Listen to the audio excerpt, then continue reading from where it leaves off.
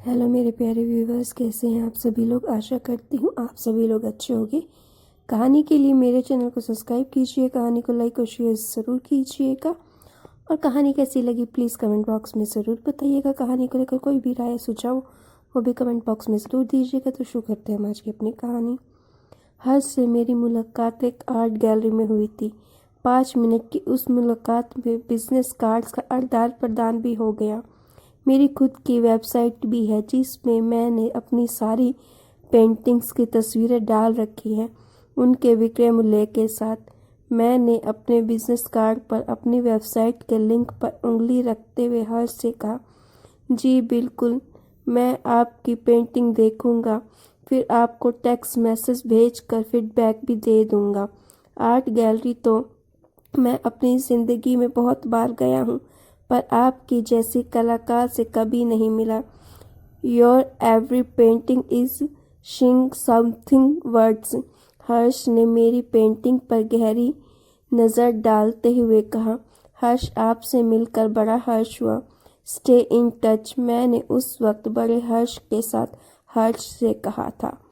इस संक्षिप्त मुलाकात में मुझे वह कला का अद्वितीय पुजारी लगा था।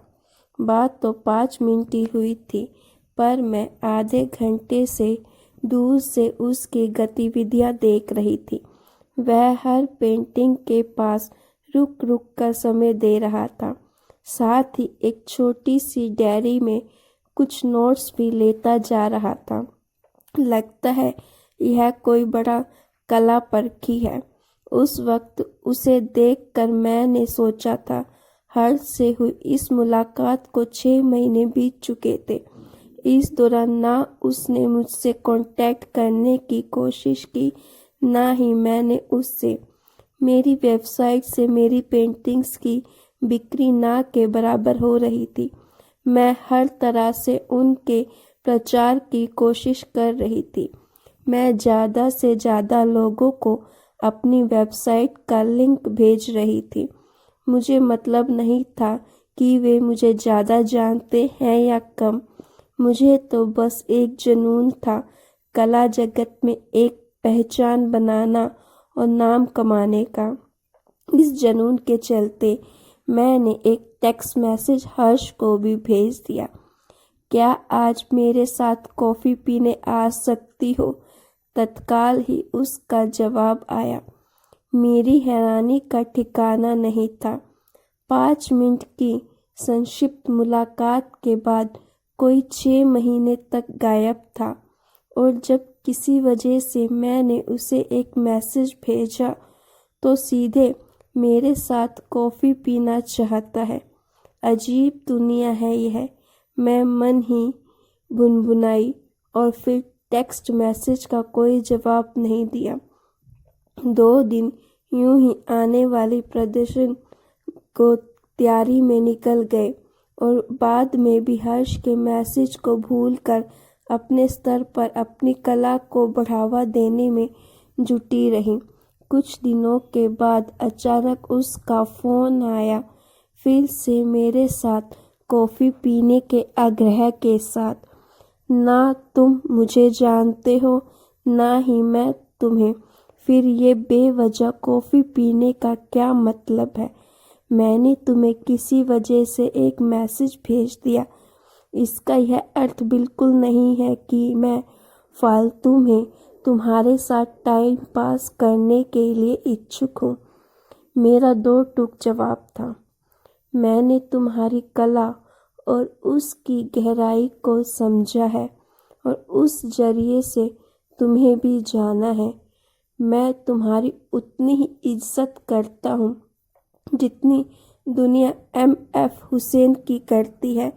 मैंने जब तुम्हारा नाम पहली बार अपने मोबाइल में डाला था तो उसके आगे पेंटर सफिक्स लिख कर डाला था।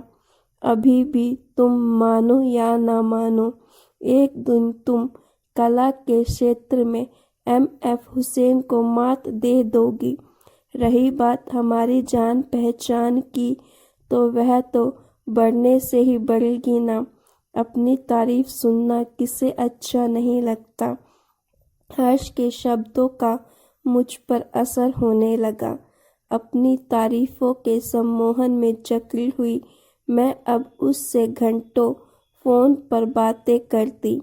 हर बार वह मेरी और मेरी कला की जमकर प्रशंसा करता।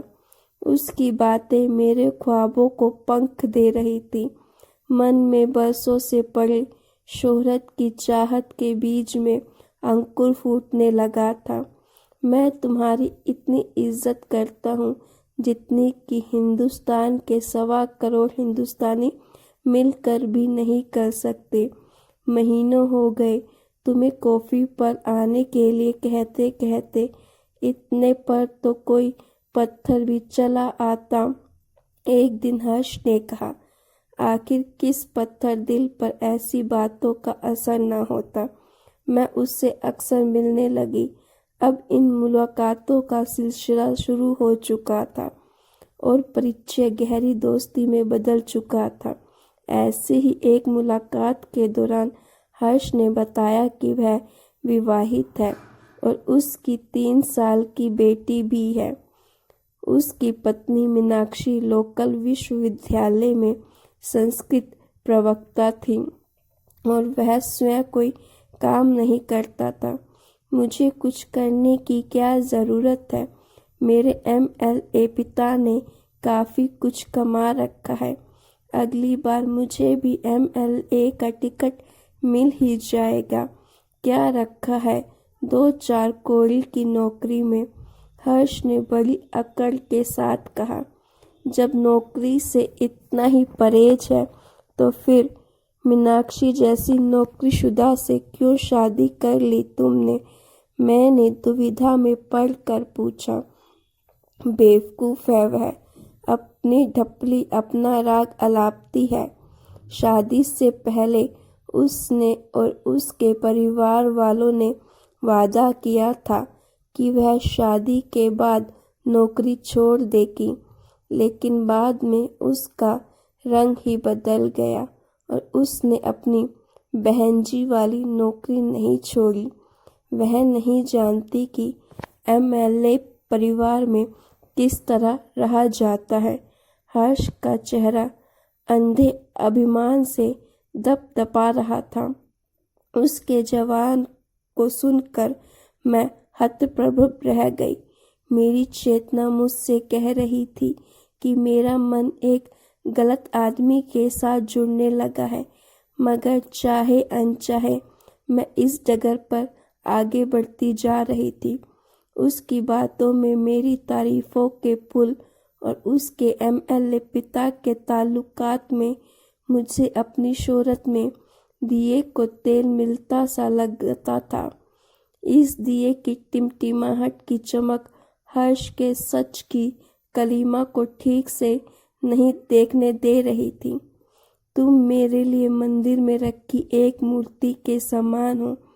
मैं जो कहूँ वह बस सुन लिया करो, मगर उसे ज़्यादा दिल से लगाने की ज़रूरत नहीं है, क्योंकि मैं एक शादीशुदा आदमी हूँ और इस रास्ते पर तुम्हारे साथ ज़्यादा लंबा नहीं जा सकता। उसने साफ साफ कहा। मुझे पता है हर्ष, तुम शादीशुदा हो।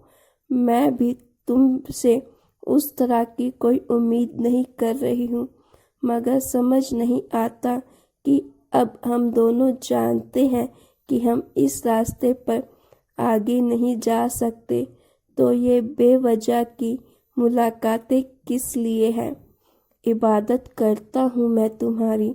मैं तुम्हें सफलता की ऊंचाइयों पर देखना चाहता हूँ। मैं अपने लिए तुमसे किसी तरह की उम्मीद नहीं करता, बस एक सच्चा दोस्त बनकर तुम्हें आगे बढ़ाना चाहता हूँ। अगले साल थाईलैंड में होने वाली प्रदर्शनी के लिए तुम्हें ललित कला एकेडमी स्कॉलरशिप दिलवाऊंगा। मेरे डैडी के बड़े बड़े कॉन्टैक्ट्स हैं, इसीलिए ऐसा कर पाना मेरे लिए कोई बड़ी बात नहीं है। बस तुम्हारी 2-4 इंटरनेशनल प्रदर्शनियां हो गई तो फिर तुम्हें मशहूर होने में देर नहीं लगेगी। यह सुनकर मैं मन ही मन गदगद हो रही थी। मैं अक्सर सोचा करती कि मैं मशहूर हो पाऊंगी या ना हो पाऊंगी, पर कम से कम मेरे पास एक इतना बड़ा प्रशंसक तो है। देखा जाए तो क्या कम है। अब हमारी मुलाकात रोज होने लगी। हर्ष के मेरे प्रति इबादत अब किसी और भाव में बदलने लगी थी।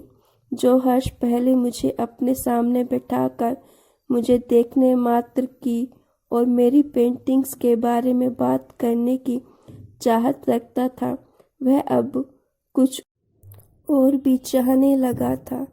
एक चीज़ मांगू तुमसे, क्या क्या मैं तुम्हें अपनी बाहों में ले सकता हूँ? बिल्कुल नहीं, सिर्फ एक बार प्लीज़। पता है मुझे क्या लगता है? क्या? कि मैं तुम्हें अपनी बाहों में भर लूँ और वक्त बस वहीं ठहर जाए। तुम सोच भी नहीं सकती कि मैं तुम्हारा कितना सम्मान करता हूँ। और मैं कठपुतली सी उसकी बाहों में समा गई। इबादत करता हूँ मैं तुम्हारी, और तुम्हें आकाश की बुलंदियों को छूते हुए देखना चाहता हूँ। मेरे बालों को सहलाते हुए उसका पुराना एक आलाप जारी रहा। हर्ष प्लीज़ अब घर जाने दो मुझे। 1-2 पेंटिंग्स पूरी करनी है कल शाम तक। ठीक है, जल्दी फिर मिलूँगा। इस हफ्ते मौका मिलते ही डैडी से तुम्हारे लिए ललित कला एकेडमी की स्कॉलरशिप के बारे में बात करूँगा। कुछ दिनों के बाद हम फिर से अपने पसंदीदा रेस्टोरेंट में आमने सामने बैठे थे। डिनर खत्म होते होते रात की शाही बढ़ने लगी थी। कई दिनों की बारिश के बाद आज दिन भर सुनहरी धूप खिल रही थी। हर्ष ने रेस्टोरेंट के पास के पार्क में टहलने की इच्छा व्यक्त की। मौसम मन भावन था। पार्क में टहलने के लिए बिल्कुल परफेक्ट। इसीलिए बिना किसी ना नुकुर के मैंने हामी भर दी। जरा उधर तो देखो क्या चल रहा है। हर्ष ने पार्क के एक कोने में लताओं के झुरमुट पर झूलते हुए कबूतर कबूतरी के जोड़ों की तरफ इशारा करते हुए कहा, क्या चल रहा है? कुछ भी नहीं, मैंने जानबूझकर अनजान बनते हुए कहा। देखो, यह एक प्राकृतिक भावना है। कोई भी जीव इससे अछूता नहीं है। फिर हम भी इससे कैसे अछूते रह सकते हैं? आज तुम जो कहना चाहते हो साफ साफ कहो, पहेलियां ना बुझाओ। कहना क्या है? तुम्हें तो पता है कि मैं शादीशुदा हूँ और शहर भर में मेरे MLA पिता की बड़ी इज्जत है। इसीलिए मैं तुम्हारे साथ ज़्यादा आगे तो जा ही नहीं पाता, मगर जैसी गहरी दोस्ती तुम्हारे और मेरे बीच में है, उसमें मेरा इतना हक तो बनता है कि मैं कभी कभार तुम्हारा चुंबन ले लूं। और फिर इसमें हर्ष ही क्या है? यह भावना तो प्रकृति की देन है और हर जीव में बनाई है। मेरी कोई प्रतिक्रिया करने से पहले ही वह मुझे एक बड़े से पेड़ की आड़ में खींच चुका था और कुछ कहने को खुलते हुए मेरे होठों को अपने होठों से सिल चुका था। एक दिन तुम दुनिया की सबसे अच्छी चित्रकार बनोगी। तुम्हारी पेंटिंग्स दुनिया की हर मशहूर आर्ट्स गैलरी की शान बढ़ाएंगी। कई महीनों से डैडी बहुत व्यस्त है, इसीलिए मैं उनसे तुम्हारी स्कॉलरशिप के बारे में बात नहीं कर पाया, मगर आज घर पहुंचते ही सीधे उनसे यही बात करूंगा। चंद पलों की इस अवांछित समीपता के बाद उसने मुझे अपनी गिरफ्त से आज़ाद करते हुए अपना एक आलाप दोहराया। मैंने बिना कुछ कहे अपना सिर उस कठपुतली की तरह हिलाया जिसकी डोर पर हर्ष की पकड़ दिन ब दिन मजबूत होती जा रही थी। रिलैक्स डार्लिंग, जल्द ही तुम MF हुसैन की श्रेणी में खड़ी होगी। चलो मैं तुम्हें तुम्हारे फ्लैट पर छोड़ते हुए निकल जाऊंगा। उसने अपनी कार का दरवाज़ा मेरे लिए खोलते हुए कहा। फ्लैट पर आते आते काफ़ी रात हो चुकी थी। हर्ष बाहर से गुड बाय कहकर चला गया। मेरे मन में अजीब सी उहापोही मची थी। जाने अनजाने एक ऐसे रास्ते पर चल रही थी जिस पर चलकर मुझे कुछ भी हासिल नहीं होने वाला था। इस रास्ते पर चलते हुए दूर दूर तक कोई मंजिल नजर नहीं आ रही थी। यह सफ़र तो शायद एक भूल भुलैया ही सिद्ध होना था। तो फिर क्यों हो रहा था मेरे साथ? क्या यह रास्ता मेरी नियति थी या फिर मेरी कमज़ोरी? ढेरों बातें मन मस्तिष्क में प्रश्न चिन्ह अंकित कर रही थी। हर्ष और मेरी पहचान को अब करीब करीब 2 साल हो चुके थे। क्या वह वाकई ही मेरी इबादत करता है? अगर हाँ, तो यह किस तरह की इबादत है? क्या वह सचमुच ऐसा सोचता है कि मैं एक दिन कला जगत के शिखर पर पहुंचूंगी और मुझे आगे बढ़ने में सच्चे मित्र की तरह मेरी मदद करना चाहता है? यदि हाँ, तो इन 2 सालों में उसने मेरी प्रतिभा को आगे बढ़ाने के लिए कौन सा प्रयत्न किया है? सवालों के बोझ से दबी हुई आखिर मैं नींद की आगोश में खो गई। दूसरे दिन भी मन उन्हीं सवालों के जवाब ढूंढने में लगा रहा, मगर ये सारे सवाल बार बार बिना जवाब के ही रह जाते। पिछले 2 सालों में मैं हर्ष में इतनी मशगूल थी कि मेरे अन्य मित्र भी मुझसे दूर हो चुके थे। आज अकेले बैठे बैठे मुझे उन सब की बड़ी याद आ रही थी। अंत में मैंने श्रेया के यहाँ जाने का फैसला किया। बहुत दिनों के बाद आई हो बेटी, कहाँ गुम हो गई थी इतने दिनों से? कोई खोज खबर ही नहीं थी तुम्हारी। श्रेया के घर में घुसते ही उसकी माँ ने मुझे अपने गले से लगाकर पूछा। उनका प्यार भरा स्वर मेरी आंखों को नम कर गया। बस यूं ही आंटी कुछ बड़े पेंटिंग्स प्रोजेक्ट्स पर काम कर रही थी, इसीलिए ज़रा वक्त नहीं मिल पाया। पर विश्वास करिए, ऐसा कोई दिन नहीं जब मैंने आपको याद न किया हो। मैंने आंखों के कोरों को रुमाल से पोंछते हुए कहा। चलो यह सब छोड़ो और बताओ, चाय लोगी या कॉफ़ी? आंटी ने मेरे दोनों कंधे पकड़कर मुझे सोफे पर बैठाते हुए पूछा। चाय कॉफ़ी छोड़िए आंटी, यह बताइए श्रेया कहाँ है? कहीं दिखाई नहीं दे रही।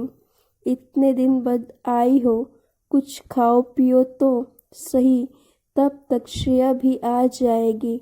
आज उसका सितार वादन का बहुत बड़ा मंच प्रदर्शन है। बड़ी उम्मीदें हैं उसे अपने प्रदर्शन से। कई महीनों से तैयारी में जुटी थी। अपनी बेटी के बारे में बताते बताते आंटी भावुक हो गई थी। मेरी सबसे प्रिय मित्र का इतना बड़ा मौका है और मुझे इस बात की कोई खबर ही नहीं। सोचते हुए मन ही मन गलीन महसूस हो रही थी। आंटी से गपशप करने में 1 घंटा पास हो चुका था। तभी घंटी बजी। आंटी के दरवाज़ा खोलते ही श्रेया आंधी तूफान की तरह घर में घुसते हुए अपनी माँ से लिपट गई। उसका चेहरा उत्साह से दमक रहा था। मम्मी मम्मी, पता है आज मेरे मंच प्रदर्शन के दौरान क्या हुआ? श्रेया खुशी से चहक रही थी। माँ के कुछ कहने के पहले ही वह फिर से चहकने लगी। अपने शहर के MLA साहब अपने परिवार के साथ आए थे। वहाँ प्रमुख अतिथि बनकर। पता है उनका बेटा तो प्रदर्शन खत्म होने के बाद अलग से मुझसे मिलने आया था। हर्ष नाम है उसका। उसने कहा मेरा सितार वादन में बहुत दम है। Your music is the food of the soul. इतना ही नहीं, उसने यह भी कहा कि मैं एक दिन पंडित रविशंकर की तरह हिंदुस्तान की सबसे मशहूर सितार वादक होंगी। वह अपनी डैडी से भी बात करेगा मुझे कोई अच्छी स्कॉलरशिप दिलवाने के लिए। अचानक श्रेया की नज़र मुझ पर पड़ी और वह खुशी से मेरी तरफ लपकी। मैं दूर बैठी अपने मन के भाव को छिपाने का प्रयत्न कर रही थी। श्रेया कुछ कह पाती उसके पहले ही मैं खड़ी हो चुकी थी। मैं किसी से कुछ नहीं कहना चाहती थी, बस जल्दी से जल्दी अपने फ्लैट पर वापस जाना चाहती थी। अब मैं सिर्फ और सिर्फ 2 साल से चल रही हर्ष और अपनी कहानी का सही अंत ढूंढना चाहती थी। श्रेया प्लीज़ मुझे अभी घर जाने दो, तबीयत कुछ ठीक नहीं लग रही। घर जाकर पूरी तरह से आराम करना चाहती हूँ। जल्दी ही फिर किसी और दिन तुमसे मिलने आऊँगी, तब जम कर गपशप करेंगे हम दोनों। मैंने श्रेया के चेहरे को दोनों हाथों में लेते हुए कहा, हाँ तुम्हारा चेहरा कुछ पीला सा लग रहा है। बेहतर होगा तुम अपने घर जाकर आराम करो। मैं तुम्हें ज़बरदस्ती नहीं रोकूंगी। अब श्रेया की आंखों में मेरे लिए चिंता साफ झलक रही थी। सुरमुई शाम अब तक अंधेरे की चादर ओढ़ चुकी थी, मगर मेरे मन पर 2 बरस से छाए अंधेरा खत्म हो चुका था। मैं अब हर्ष के व्यक्तित्व में छिपे बहरूपिये को साफ साफ देख पा रही थी। जो व्यक्ति अपने घर में बैठी कॉलेज प्रवक्ता बेहाता को बेवकूफ़ समझता हो, तो उससे किसी और स्त्री के सम्मान की उम्मीद कैसे की जा सकती है? कैसे कदर कर सकता है वह किसी दूसरे की कला की? मैंने अब तक जो भी थोड़ा बहुत नाम कमाया था वह अपनी खुद की मेहनत और प्रतिभा के बलते कमाया था, किसी अनपढ़ MLA के बिगड़े बेटे की सिफारिश से नहीं। मेरी और हर्ष की कहानी की शुरुआत ही गलत थी। वक्त के साथ साथ इसमें जितने ज़्यादा अध्याय जुड़ते जा रहे थे वह उतनी ही घटिया होती जा रही थी। मेरे मन के दर्पण पर छाई धुंध साफ हो चुकी थी और इसमें बसे हुए हर्ष के चेहरे की हकीकत खुलकर नज़र आने लगी थी। वह मेरी जिंदगी में आया था मुझे पतन की फिसलन पर ले जाने के लिए, शोहरत की बुलंदियों पर ले जाने नहीं। इससे पहले कि यह कहानी घटिया से घिनौनी हो जाए, इसे तुरंत ख़त्म कर देना ज़रूरी है। अंत में मैंने उसी समय उससे कभी न मिलने का पक्का फैसला कर लिया और फिर निश्चय के साथ मैंने हैंडबैग से अपना मोबाइल निकाला और हर्ष का फ़ोन नंबर हमेशा के लिए ब्लॉक कर दिया। तो गाइस, आपको ये स्टोरी कैसी लगी? अगर अच्छी लगी है तो प्लीज़ लाइक कीजिएगा और स्टोरी को लेकर आपकी जो भी राय है वो भी बताइएगा। और ऐसी स्टोरीज़ के लिए मेरे चैनल को सब्सक्राइब